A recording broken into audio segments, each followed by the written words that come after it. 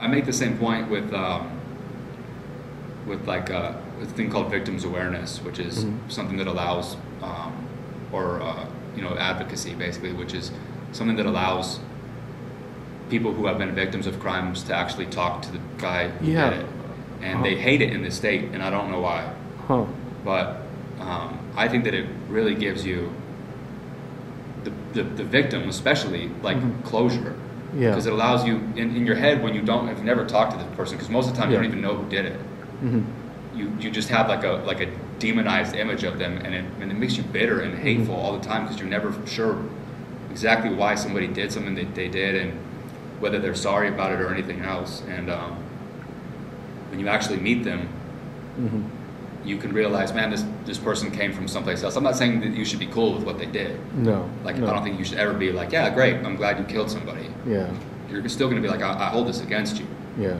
But at the same time, you're like, I see that you're a person also, and that you came from something that I don't know, and what made you act that way is maybe not pure evil or malice. It's just the way things turned out that day. And hopefully they've grown. And so it's the same thing that I think that, like, a lot of you see on Frontline thing is a perfect example. There's the kid Trevor Jones, who is seriously, like, top 5, one of the nicest people I've ever met in my life. And the dude would do anything for anyone if he thought that he could help them. He's never in trouble, never wants to hurt anybody. But he's in here on a murder case. Accidental, but a murder case. And his victim's family is so mad at him. And they hate him so much and they can't let it go. Yeah.